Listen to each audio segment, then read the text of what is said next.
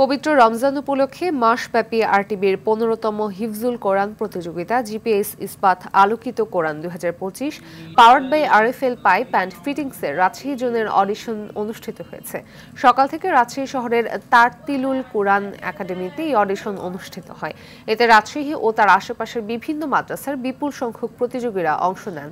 প্রাথমিক বাছাই পর্বে বিচারক হিসেবে উপস্থিত ছিলেন হাফেজ তারেক জামিল, হাফেজ মিফতাহুস সালিহিন এবং হাফেজ মাওলানা মাসুদুল আলম এবং ঢাকা উত্তরা বায়তুল হামদ সেন্ট্রাল মসজিদের খতিব ডক্টর মাওলানা তহা বিন জহুরুল ইসলাম।